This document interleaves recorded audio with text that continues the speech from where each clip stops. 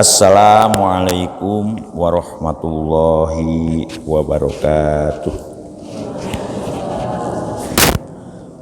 Liridho ilahi ta'ala wa khususon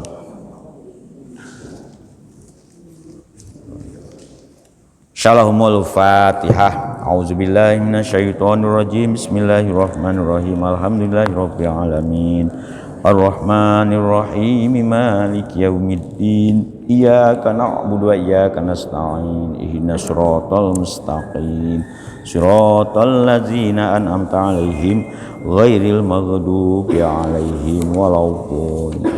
Bismillah, alhamdulillah, la haula wala quwata illa billah. Asyhadu alla ilaha illallah wahdahu la syarikalah wa asyhadu anna sayyidana Muhammadan abduhu wa rasuluhu la nabiyya ba'dah. Allahumma ya muqallibal qulub tsabbit qulubana ala dinik. Allahumma iftah qulubana ka futuhil arifin wan nawwir qulubana bihidayatil yaqin. Alhamdulillah para ibu, para bapak. Nah, kita teruskan lagi nggih. Ayat-ayat ini masih menjelaskan bagaimana kita belajar mengokohkan keimanan ketika dihadapkan kepada orang-orang yang memusuhi Islam, orang-orang yang menantang, bahkan bukan hanya memusuhi, menantang untuk gelut, dalam bahasa kerennya perang ya. Makanya di dalam surat Al-Baqarah dulu ya, ketika masih dalam surat Al-Baqarah kan ada ayat wala yazaluna yuqatilunakum hatta yaruddukum ang dinikum. Nah, masih ingat nggak itu?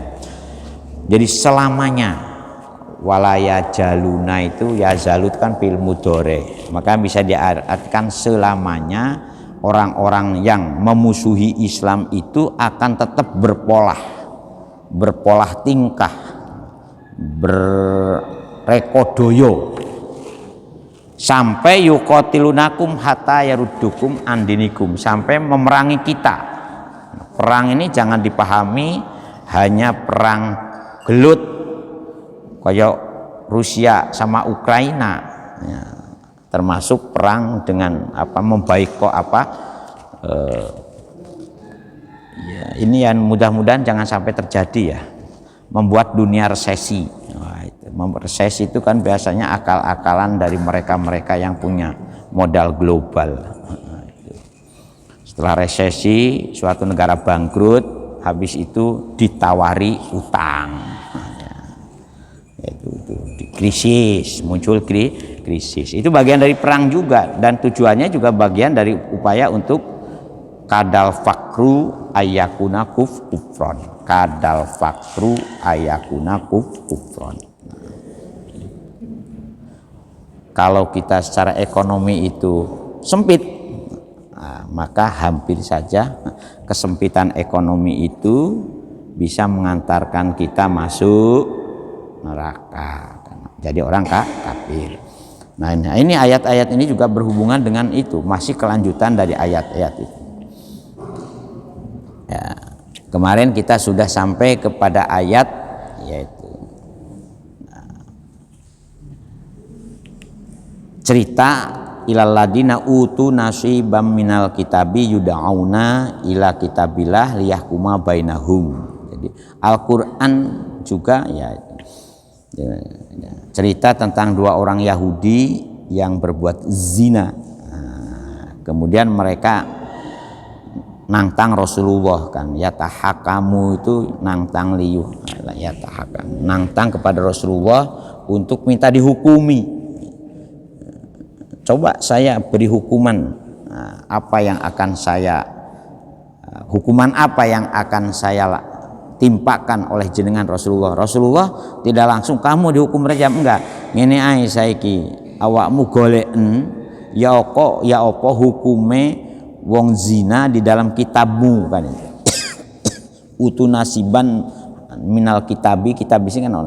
Coba kamu cari di kitabmu kaya apa kalau menghukumi orang yang berbuat zina. Ternyata dalam Taurat juga sama, dirajam.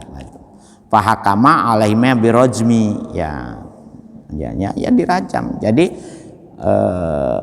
ya sebetulnya kita pun sekarang kalau mau ya ketika ada orang-orang yang memusuhi kita ya, saya kira kalau nggak percaya kalau nanti Nabi Muhammad itu sebagai penerus kalian, ya itu kan. Karena di dalam kitab Injil, Taurat juga sudah dijelaskan akhir zaman itu ada Rasul yang namanya Ahmad. Nanti kita akan sampai di surat Muhammad, nanti surat itu. Tetapi fa'abau, ya fa'abau, mereka maunya dirajam tapi pada bangkang kan itu. Fa'abau, pada bangkang, pada nolak. Makanya oleh karena itu setelah mereka buka-buka, saya ki ini loh apa deloken nang kitabmu kaya opo. Ternyata dia menemukan ia sebenarnya dirajam. Paji'a bit taurati pawujida fiha warujima. Ya ia betul dirajam. Jadi artinya hukum Gusti Allah itu dari dulu sampai sekarang itu podo alias sama. Hanya ada beberapa hal yang perlu disesuaikan karena si kondom. Situasi, kondisi, dan domisili. Ada si kondomnya, ada. Makanya dalam kaidah ulama membuat pernyataan taghayyuril ahkam bi taghayyuril azminah wa amkinah. Ada beberapa hukum Islam itu yang boleh jadi bisa menyesuaikan karena kondisi, situasi, kondisi budaya. Contoh panjenengan sholat pakai kopiah. Kopiah ini khusus ala Indonesia, Bu. Dulu yang mewajibkan itu Bung Karno. Coba jenengan temui di Arab selain orang Indonesia punya nggak kopiah kayak Awing, gitu. Presiden, songkok nggak ada. Maka jangan dianggap bahwa pakai sarung BHS, ya Bu. Konon BHS itu ada yang puluhan juta Bu harganya, bukan hanya 1.000, 2.000, 500.000. Ada teman saya dari Jakarta hari Kamis yang lalu jalan-jalan ke Gresik, Kamis kemarin tanya BHS, ternyata ada yang sampai 25 juta, ada yang sampai tagojlogi, sampean tuku sarung puluhan juta, kira-kira sholatin jamin khusyuk dan jamin masuk surga enggak? Ya gak ono. Ya sing masuk surga itu jangan-jangan sarungnya Wadimor atau Atlas. Wadimor. Jadi ada penyesuaian, ya, karena kita ini mengakomodir maro'a muslimuna hasanan, bahwa indah mengakomodir kalau perbuatan-perbuatan baik yang sudah ada di masyarakat dan itu sejalan dengan tuntunan agama, maka perbuatan baik itu diteruskan. Nah, diteruskan kaya wong Jawa, tiang Jawi. Nah, tiang Jawi ini kan punya kebiasaan-kebiasaan baik, namanya sungkem.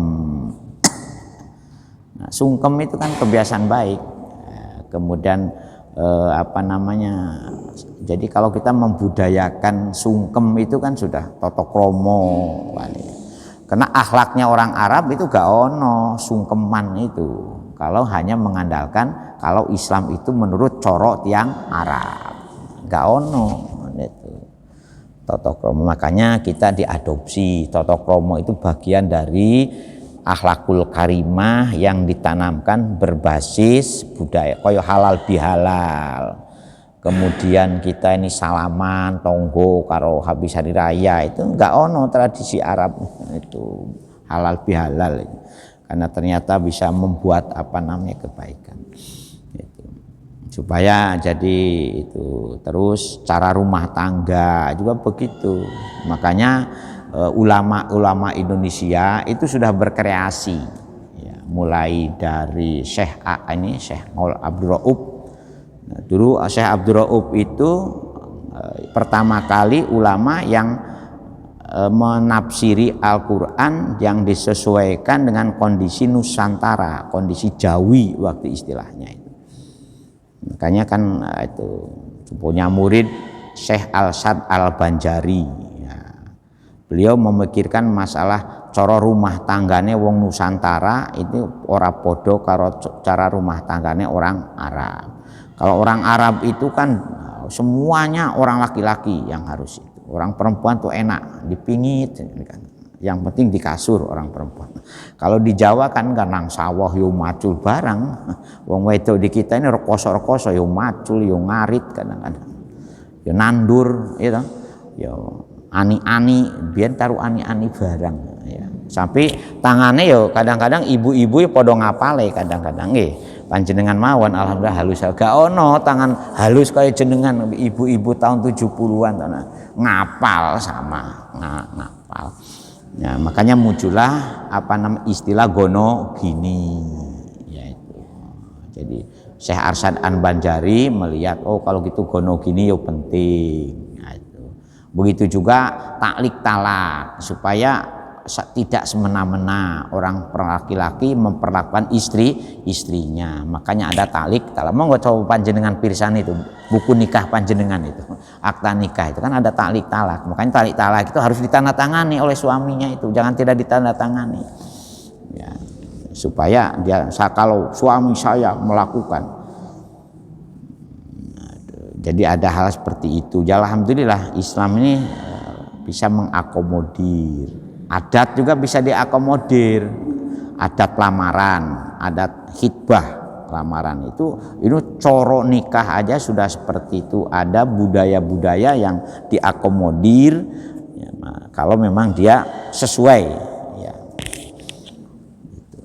Supaya panjenengan ya sumerap juga. Jadi ada istilah adat itu ada adat muhakamah, itu adat sohihah dengan adat. Nah, Islam memperbaiki adat-adat yang kurang ajar, yang kurang baik ya.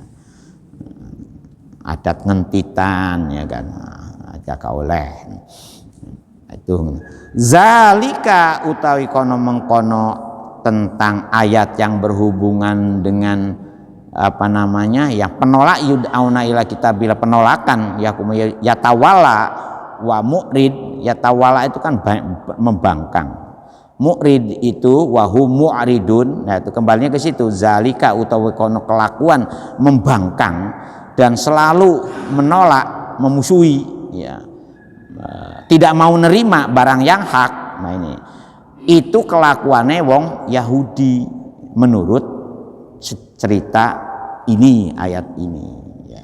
Jadi kalau kita naudzubillah min dzalik ya, itu ojo ketularan lah, bangkang, kemudian enggih, bahasa Jawanya enggih inggih ora kepanggih. Jadi enggih ora kepanggih itu merupakan penyederhanaan dari pemahaman ayat summayatawala fariqum minhum wa hum mu'ridun.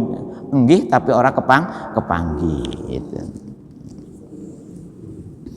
Ayat tawalli wal i'rad tegese mengo dan melawan yaitu bi annahum qalu, bi annahum kalau mereka ini justru membuat pernyataan, qalu podo membuat ya, pernyataan ya, bisa babi kaulihim dengan sebabnya mereka yang sumayata wala fariqum minhum wa hum mu'ridun itu, humnya kepake situ kembalinya bi anahum karena setuhune utawi si wong-wong yang selalu melawan, menentang dan berpaling dari ajaran agama, dari ajaran Rasulullah Kanjeng Muhammad SAW.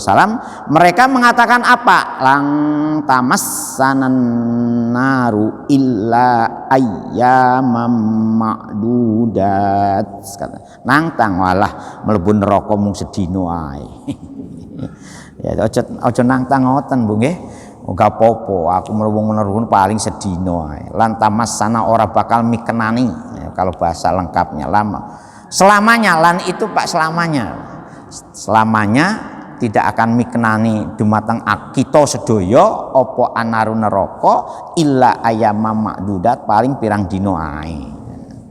Ada yang mengatakan arba'ina yauman muddata ibadati abaihimul ijla summa nuzula anhum. Nah, menurut mereka, yang disebut dengan ayyama ma'dudat itu tafsirannya ya kurang lebih 40 hari, di mana selama 40 hari itu adalah ya, perbuatan penyembahan mereka, mbah-mbah mereka ketika ditinggal oleh Nabi Musa.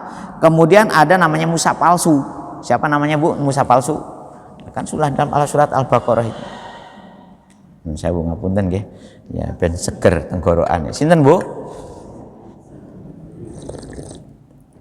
Alhamdulillah.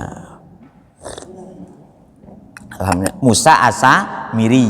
Nah, dia membuat pedet saka emas kan itu. Ijla itu. Lah, summa nuzula anhum.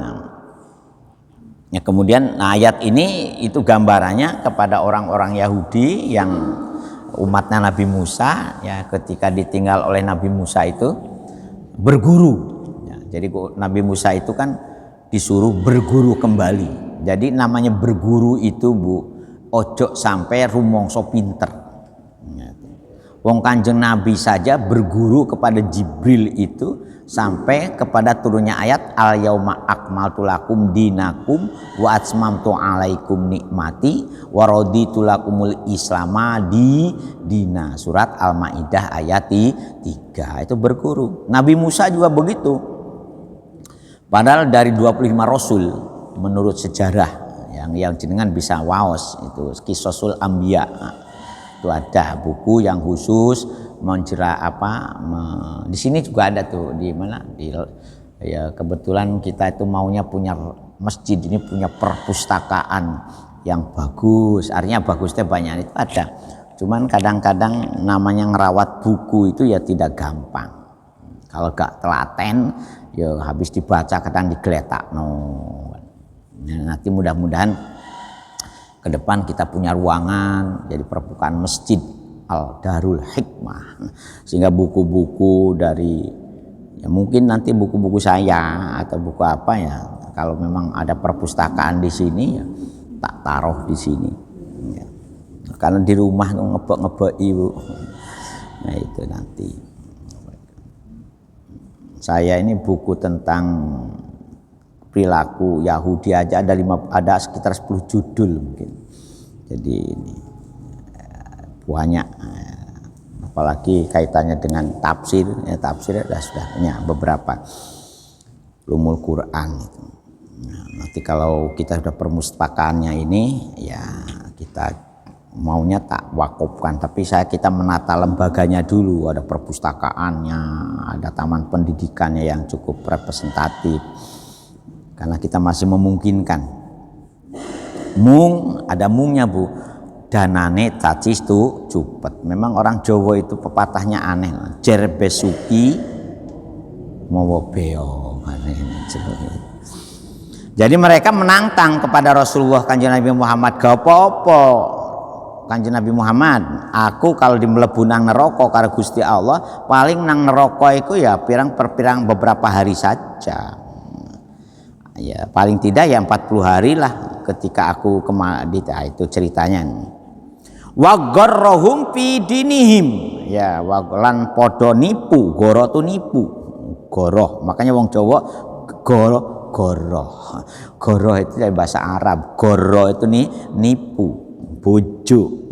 Fi dinihim ing dalam agamane mereka. Jadi artinya mereka orang-orang yang sudah diberi kitab suci ternyata banyak yang tidak digunakan pedoman dari kitab sucinya itu, konstitusi kehidupan kayak kita ya, Al-Quran. Nah, bahwa banyak orang yang deleh Quran itu. Nah, ya. Artinya isinya tidak pernah dipelajari dengan baik. Ya, amaliyah Qur'aninya tidak dipraktekkan secara benar. Kadang-kadang golek ayat itu sing dibutuhkan oleh nepsune, makanya walatashtari bi ayati samanang qalila, kan ada ayat. Nah itu muta'alikun utawi wa gharrahum fi dinihim iku dijelaskan muta'alikun ya itu gumantungan bi qauli makanu yaftaru. Nah jadi yaftarun itu gawe-gawe. Jadi dengan agamanya itu dia itu seolah-olah ya dengan membuat agama-agama yang menurut persepsi atau menurut pandangan ya makanya dengan ayat ini muncul akhirnya Ada agama yang masih murni, yang original. Nah, ada yang agama dipalsu-palsukan, bukan disaing-saingkan, dipalsu-palsukan. Jadi makanu yaptarun wa gharrahum fi dinihim, makanu yaptarun ini agama yang benarnya diselewengkan dengan pemahaman keagamaan yang dibuat-buat. Nah, makanya hati-hati di sini kadang-kadang.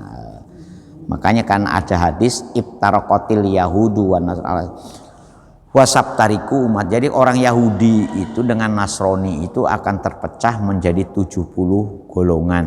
Nah, sementara wasabtariku umati ala salasin wasabina firqatan. Begitu juga umat Islam akan terpecah-pecah menjadi kurang lebih 73 golongan. Dengan hadis itu bisa dipahami bahwa perpecahan di tengah-tengah umat Islam akan lebih banyak daripada perpecahan agama di kalangan Yahudi dan Nasrani. Di kalangan Yahudi dan Nasrani kadang-kadang mereka ada persatuannya kokoh. Di kalangan mereka juga sama, punya firqah. Ada Advent itu kan, ada Jawi Wetan, ada macam-macam. Tetapi ketika mereka ada kepentingan politik tetap menyatu biasanya. Kita enggak, sudah pecah, ada kepentingan kelompok itu kadang-kadang saling mematikan kelompok yang lain, bahkan perang. Makanya ketika kemarin saya ada menguping ada bahsul masail kaitannya dengan ada pertanyaan, mengapa di kalangan umat Islam pada zaman sahabat pun sudah mulai adanya tukaran, bahkan sampai perang Bu, sama-sama sahabat. Ada perang Jamal dan ada perang Siffin. Nah itu setelah ini tuh loh, setelah mereka jadi Islam semua, bahkan Sayyidina Ali pun akhirnya dibunuh dengan cara yang kejam oleh namanya Ibnu Muljam. Nama lengkapnya Abdurrahman bin Muljam. Nah Ibnu Muljam ini kalau dari sisi kelakuan keagamaannya yo alim, yo hafal Quran, sholat malam tiap hari itu mesti sholat malam, puasa Senin Kemis. Tapi gara-gara dipicu dengan kekecewaan terhadap Sayyidina Ali ketika beliau sebagai khalifah kemudian memberi ruang tahkim, ruang arbitrase, ruang mediasi, gagal. Karena utusan Sayyidina Ali itu sahabat yang alim, tak ahli hukum, namanya Abu Musa al-Asy'ari. Sementara dari saudaranya sahabat Muawiyah itu ngutus Amru bin As, politisi. Nah ternyata politisi ini beda dengan ahli hukum. Kalau ahli hukum tegas, kalau politisi ada liciknya. Jadi kekelicikan politisi itu memang dari dulu, bukan hanya sekarang. Nah, duduk dalam satu meja perdamaian. Karena Abu Musa ini orangnya sepuh, udah alim, diakui sahabat yang paling ini dari sisi keahlian hukumnya.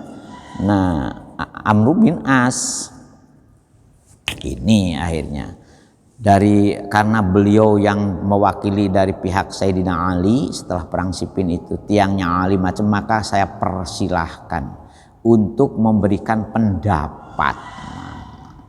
Begitu Abu Musa menyampaikan, wah kita ini kan ingin mendamaikan, kemudian bagaimana sahabat yang sudah bercerai-berai ini supaya bisa bersatu lagi, maka langkah pertama kita harus memakzulkan dulu Sayyidina Ali sebagai khalifah untuk menginikan. Selesai bla bla bla bla bla, langsung disaut oleh Amru bin As karena sekarang tidak ada khalifah yang legitimit, yang diakui, karena tadi sementara diopkan dulu, dimakjulkan, maka saya tetapkan dengan Detik ini pula Muawiyah bin Abi Sufyan sebagai khalifah. Langsung ya kan.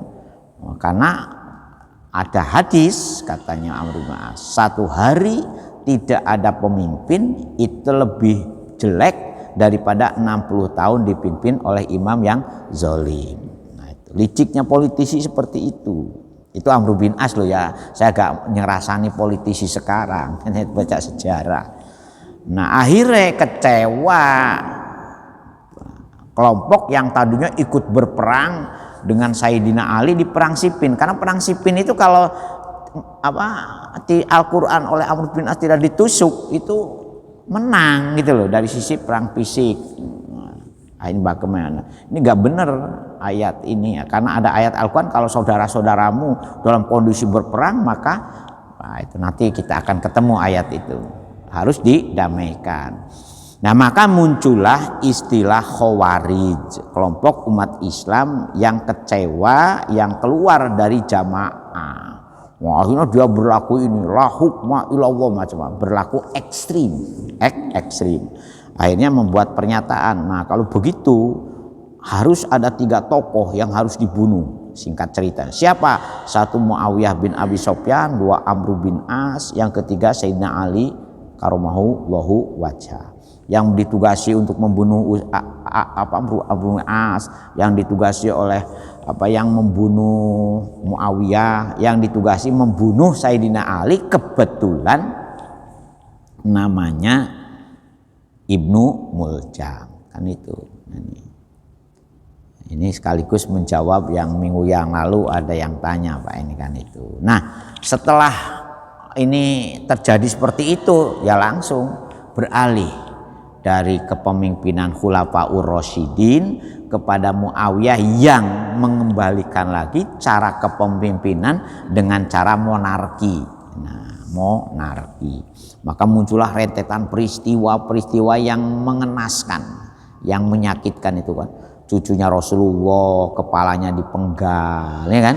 Maka muncullah peristiwa namanya peristiwa Karbala itu kan macam ngeri kan akhirnya cerita. Jadi artinya kalau orang ini sudah kecewa, kemudian orang itu punya dendam, orang itu akhirnya menyatu dengan. Nah, yang lebih ini lagi, kenapa Ibnu Muljam ini semangatnya membabi buta?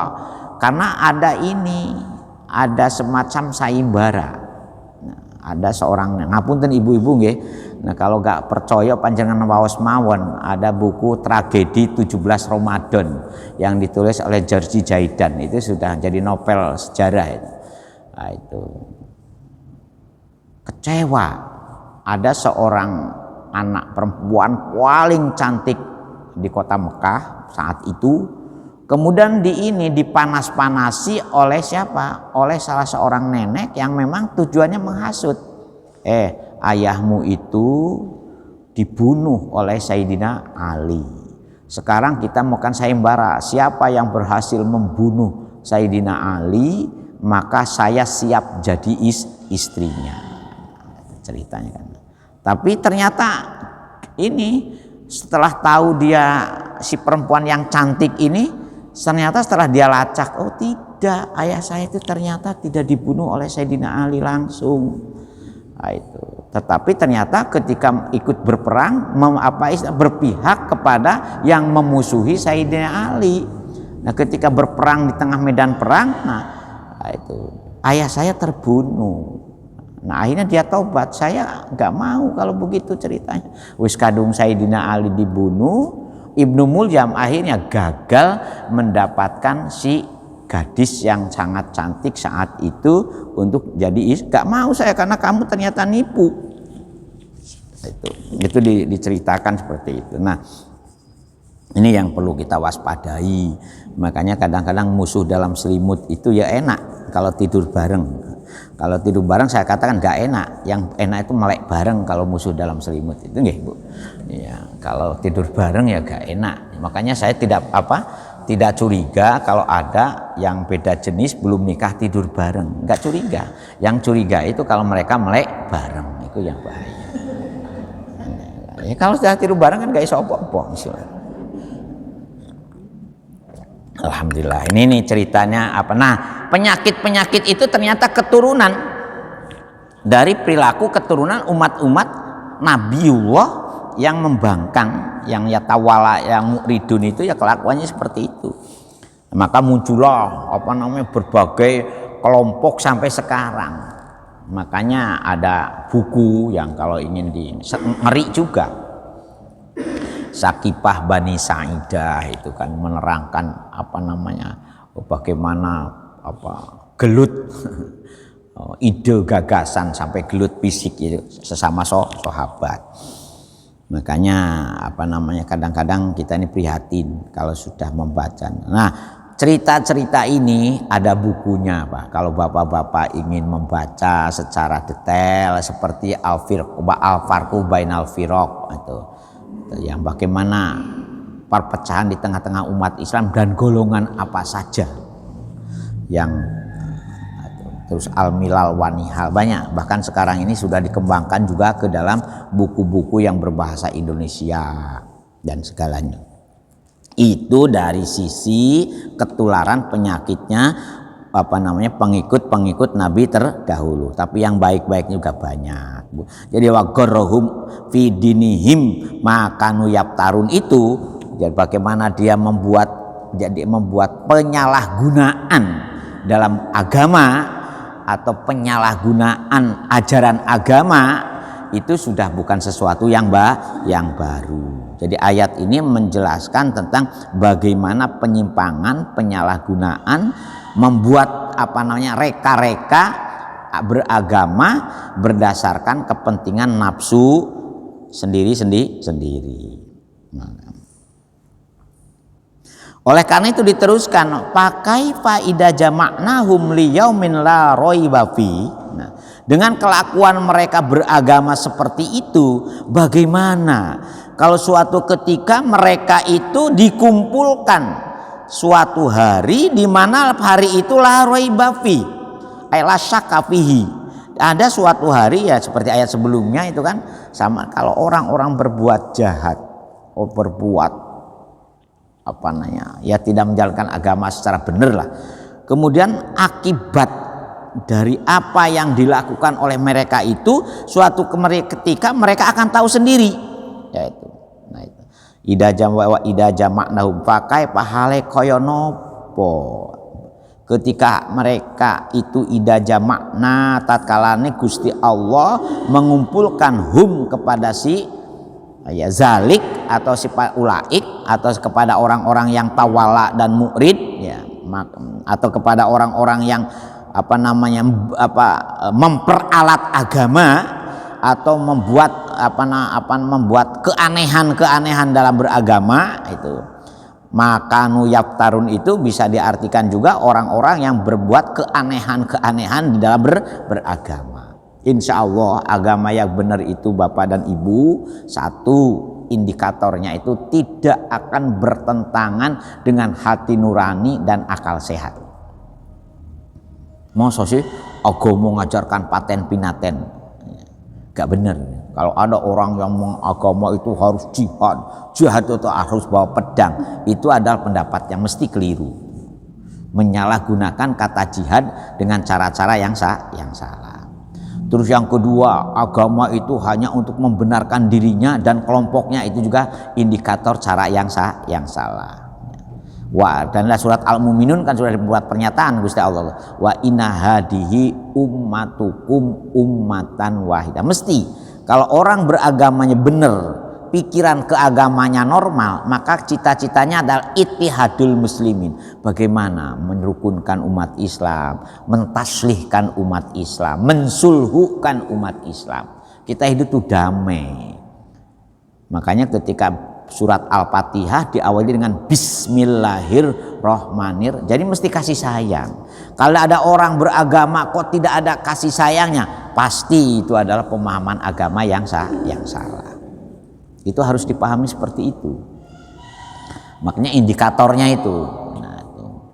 Ya, karena Gusti Allah meneruskan ayat itu, kalau tidak umatan wahidah fataqata'u amrohum bainahum zuburo. Kemudian agama itu akhirnya diibtirokkan, digawe-gawe, sehingga pecahlah menjadi beberapa kelompok. Kalau sudah terjadi seperti itu, maka terusannya ayat kan fadarhum fi gomrotihim, berarti orang itu ada di dalam kesesatan. Nah, itu makanya indikatornya itu common sense kita, akal sehat kita mesti menerima agama itu kasih sayang, agama itu kebaikan. Itu indikator yang pertama. Yang kedua, punya panduan hubungan dengan Gusti Allah yang jelas. Jadi Gusti Allah itu welo-welo dalam keyakinan orang yang beragama, dalam hatinya itu loh. Ya, wala tahinu wala tahzanu wa antum, itu karena merasa Gusti Allah itu menyatu dengan sistem kehidupan sehari-harinya.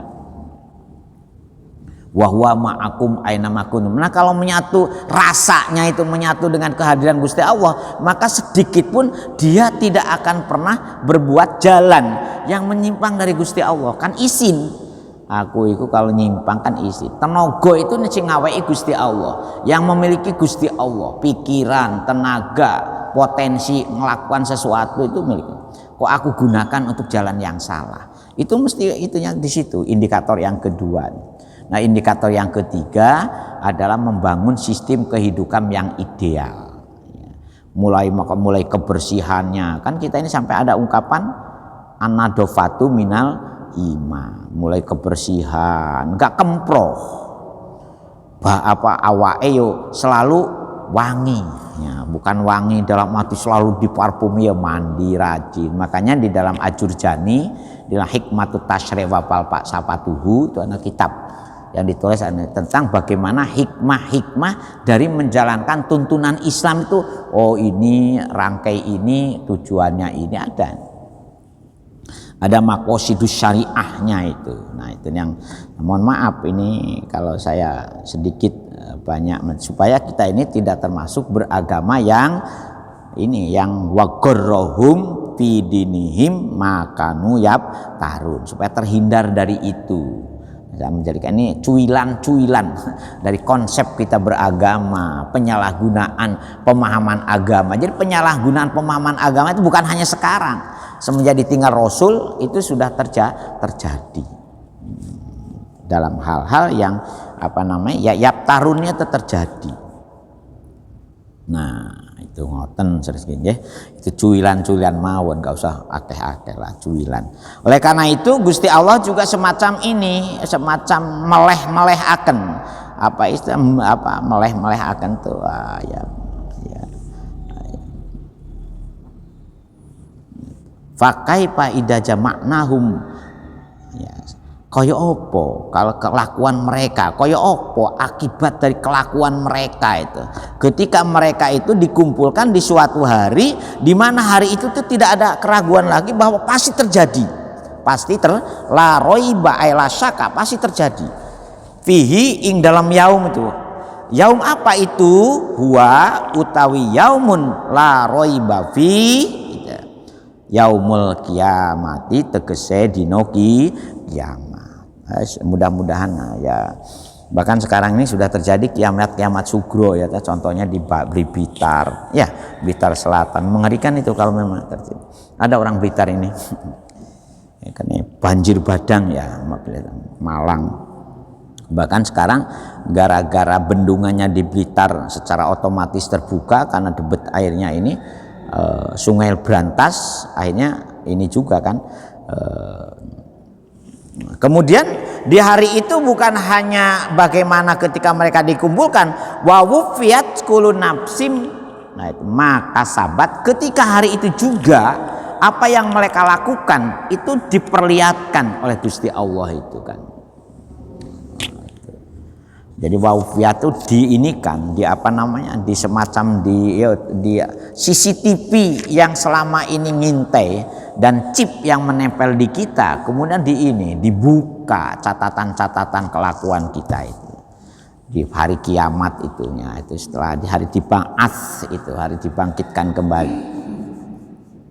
Nah di sini wafaqun nafsin itu min ahlil kitabi, tetapi ada juga penambahan dari mufasir itu, bukan hanya ahlu kitab, wa ghairihim, dan diane ahli kitab juga sama. Artinya kalau sekelompok umat yang satu ngaku beragama tapi kelakuannya itu seperti bagaimana pengingkaran kepada rasulnya, pengingkaran kepada kebenaran agamanya, ya podo mawon barji bar banyak kan ada istilah barji barbeh ya nggih, cowet gopel apa terusannya, kata pepatah Jawa juga kan itu. Jadi ketika suatu hari maka sahabat apa yang dia lakukan itu, nah Gusti Allah ingat, wahum la yudlamun, Gusti Allah itu tidak bakalan ngurangi sedikit pun apa yang mereka mesti mendapatkan balasannya. Contohnya la yudlamun Gusti Allah kaya apa? Bin naksil hasanatin aw ziyadati sayiatin, gak bakalan Gusti Allah bagi orang yang baik nanti, walaupun memang ada pelipat gandaan amal yang kita lakukan dan pelipat gandaan siksa sebagai akibat penentangan kita kepada tuntunan Gusti Allah.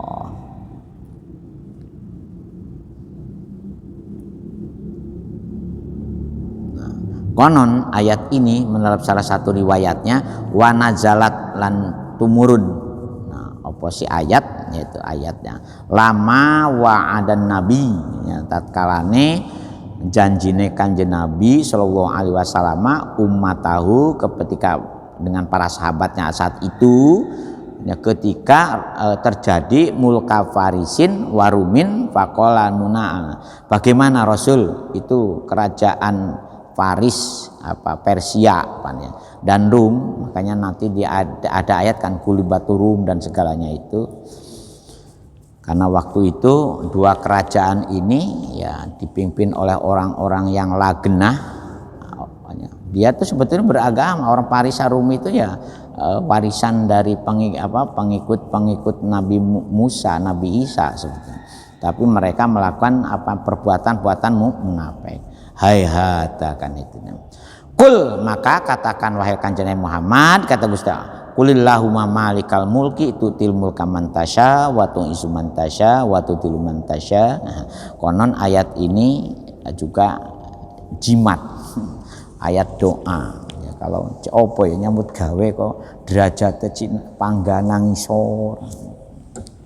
Konon ayat ini sering dijadikan, makanya kalau yang wiridane dowo, kadang-kadang kulillahumma malikal mulki itu bagian rangkaian setelah setiap habis sholat sampai kepada ayat ini, tulijul laila fin nahar wa tulijul nahar fil lail, yaitu wa tukhrijul hayya minal mait, itu wa tukhrijul minal maitan man hayy wa tarzuqu man tasya bi ghairi hisab, sampai bi ghairi hisab itu dowo. Ya, dari akhir surat Al-Baqarah ditambah dengan dua ayat yang kemarin itu ditambah lagi. Nah setelah bi ghairi hisab baru ilahi ya rabbi anta maulana, subhanallah. Itu kalau kiai-kiai dulu di desa. Kalau di kota kangelan. Saya umpamanya ngajak jenengan wiridannya sampai dengan ayat ini ya tinggal buyar, paling tinggal imam itu makmume podo melayu kedawan. Kul, katakan jangan Muhammad, Allah uta Gusti Allah, ya Allah iku malikal mulki, Gusti Allah itu zat ingkang miliki kekuasaan. Tukti maka bakal maringi sinten Gusti Allah, tukti tegas maringi al muka ing kerajaan man ketakwa wong tasya. Jadi seperti Gusti Allah tidak akan keliru membagi rizki, dan Gusti Allah tidak akan keliru mengangkat orang. Jadi sekalipun dengan rekodoyo ya, cuma di belakang ayat ini ketika Gusti Allah membuat pernyataan seperti ini, mekanisme dan sistem rekrutmen dan pemilihan pemimpin juga ada seleksinya. Jadi Islam ini kalau urusan ini itu seleksi, bukan eleksi. Nanti kita ini kan Insya Allah kalau Yai Salam besok datang, mungkin besok Yai Salam. Tak disanung. Tapi kalau memang belum siap ke sini, ya nanti saya teruskan lagi besok. Monggo Pak, barangkali ada yang mau didiskusikan.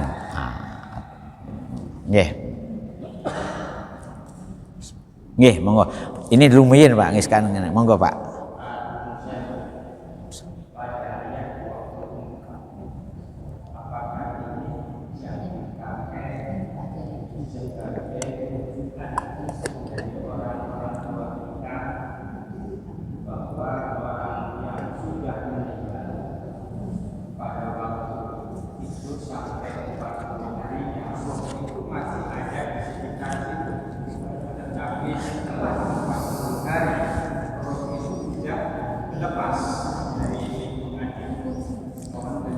Nah, begini sebetulnya, dan ini juga dipiralkan oleh Pak Quraish Shihab ketika ditanya oleh putrinya Mbak Najwa, gimana sih kondisinya di alam mana orang yang sudah meninggal dunia. Ini bukan masalah 1 hari, 3 hari, 7 hari, 40 hari. Sebetulnya batas, makanya barjah itu kan dikatakan dinding batas. Seandainya panjenengan jasadnya sudah tidak berfungsi, sudah mati, itu podong. Jadi orang yang sudah meninggal dunia itu, ya, itu lebih tahu dengan apa yang terjadi dengan kita dan dengan alam sekitar. Jadi sebetulnya tidak ada perbedaan 40 hari, 10 hari sampai 100 hari. Ya, jadi hanya di dinding saja itunya itu. Kenapa? Apa yang jadi dinding? Ya jasad kita ini. Jadi alam orang mati itu kan masuk ke namanya alam arwah, alam ruh, ya. Karena fisiknya sudah habis masa pakainya. Nah, ruh itu tidak mengenal mati Pak sebetulnya. Makanya Islam itu mati, yang dalam pemahaman Islam mati itu adalah berpisahnya ruh dengan jasad. Nah, ruh yang ilahi rojiun, konon seperti ruh itu dalam kondisi anteng, kembali lagi ke haribaannya.